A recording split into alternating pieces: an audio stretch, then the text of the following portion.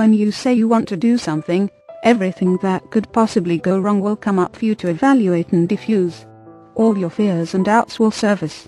If you will center your thoughts on what you want to happen, which is the goal, instead of what you don't want to happen, which is the obstacle, you will overcome this negative feedback.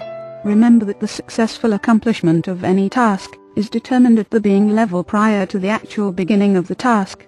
In other words, believing that it is yours before you take the first step. We cannot sustain a mental image of a goal that is inconsistent with our beliefs. Be realistic about the possible obstacles and roadblocks. Ask yourself, what circumstances or conditions may prevent me from achieving this goal? Your answer to that will outline what you will have to overcome to obtain what you want. Some of the obstacles and roadblocks may be simple, some may be more complex. Many people do not do this because they think it is negative to focus on obstacles and roadblocks, but it is important to understand that you won't get where you are going until you know who or what is standing in the way of your achieving your goal. So write them down, and make a list as complete as possible. Some of the obstacles will just take care of themselves without your attention.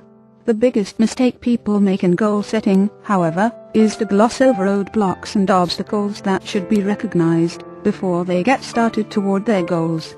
You may not be aware of them all, but the more prepared you are, the easier it will be to handle them. As you complete this process, the natural tendency will be to become a little discouraged, and perhaps you will lose some of your enthusiasm. You might start to focus on all the effort necessary to overcome your obstacles and roadblocks. If this happens, stop for a few moments, and go over the benefits until you feel that they outweigh any obstacles that you may encounter along the way.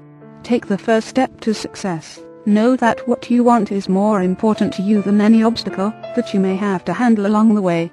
Know in your mind that you always have the choice to stop or to continue with your plan. You can change your mind at any time you want. But for the moment, the important thing is to get started. Don't get locked up into the ultimate goal. Just concentrate on the next step. Take it one step at a time. Most people become overwhelmed by the overall goal and give up. Use the overall goal as a point of reference, but concentrate on the steps. The one step at a time principle is important in achieving goals. Even the largest goals are obtained one step at a time. Once you are aware of the obstacles, you will find the awareness alone will go a long way toward finding the solution, because knowledge is power. The solutions and cost of overcoming the obstacles will become quite obvious.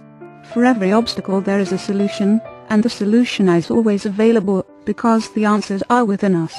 You do not have to look outside of yourself for the answer. If you truly believe this, you will be guided to the right person, the right place, the right book or the right situation that will help you to overcome your obstacles. Develop this belief system. I always know what I need to know. You know what to do, and you know how to do it, because your higher self or internal guidance system will guide you every step of the way. All you have to do is to be open, responsive, and receptive to the answers. In doing so, you will cease to see obstacles as limitations, because you will know that who you are is greater than any obstacle. When you combine your wants, benefits, obstacles and solutions together in writing, you will gain a tremendous feeling of power and excitement. It will also help you to see that most of your limitations are self-imposed.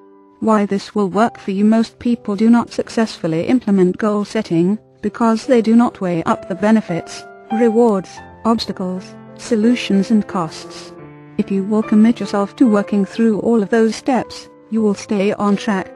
You will not be overwhelmed by the size of the details, which are necessary to your goal's achievement. You will learn to keep your attention on the specific steps that, when put together, will allow you to achieve the entire goal. A primary factor in the successful use of goals is positive feedback. Without positive feedback, you will not continue to use goals. So always keep a list of the goals that you accomplish, including the obstacles you have overcome along the way.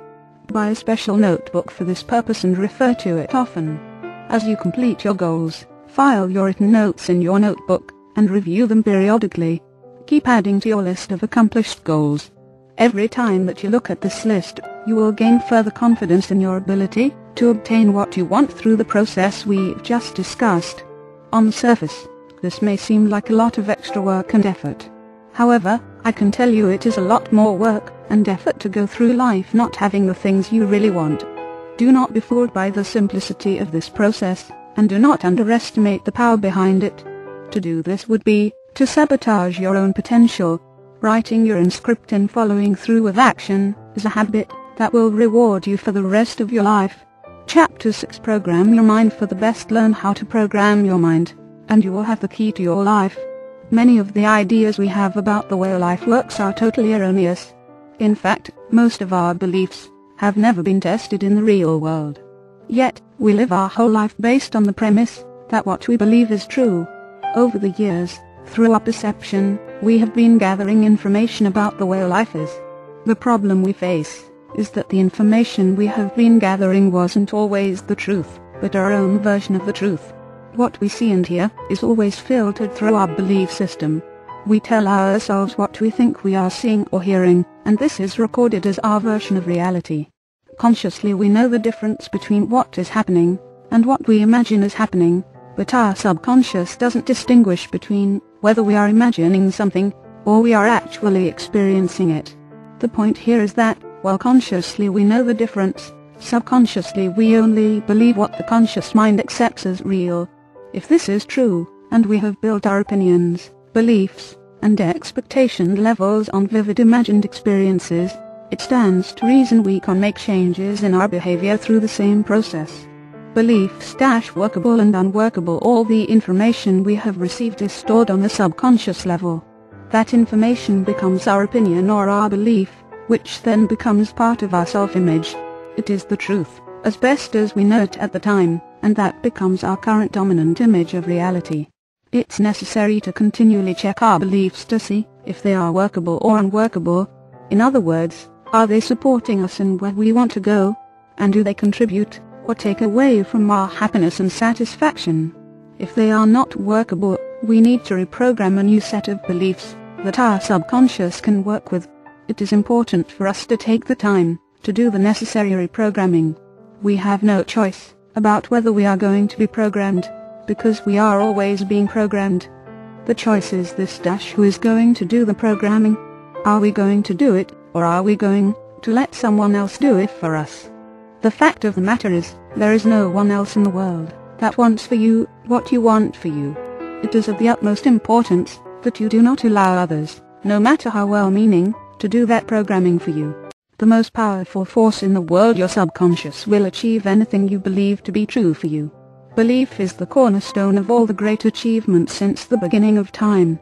We need to remind ourselves that belief is the master, and we become the slaves, in that the belief dictates the actions we take. But we can change our beliefs, and the exciting thing about this is that, if we change our belief, which is the cause, we also change our experience, which is the effect or end result. We always have a choice about what we want to believe. We are never permanently stuck with old unworkable beliefs. It can reasonably be said that belief is the most powerful force in the world. Belief is what allowed Helen Keller to overcome the incredible obstacles of being both blind and deaf. Belief enabled Einstein to carry on until he discovered the theory of relativity. But belief also allows people to live a life of crime, start wars, or commit suicide. So belief is a force that can help us or destroy us. What we want to do is to reprogram ourselves and set up an environment in which our beliefs facilitate us in getting what we want. The tools we use to do this are positive self-talk statements and visualizations. Affirmations and visualizations. The purpose of positive self-talk is simply to surround ourselves mentally with thoughts that support a specific action or an experience. Often our positive self-talk statements have no relevance to the way things actually are right now. They are based on the way we want things to be. Visualization or imagery refers to the ability of the mind to see things in pictures. Essentially, it is a thought that we hold long enough to get a conscious mental and emotional picture. Visualization is also referred to as applied imagination. It is one of the most significant tools we can use for change. We learned earlier that our thoughts become reality if we believe those thoughts to be true. We think thousands of thoughts every day, but the ones that influence us are the ones that are tied to emotion. Visualization is the process of taking a thought and keeping it long enough so that our mental picture evokes an emotional response.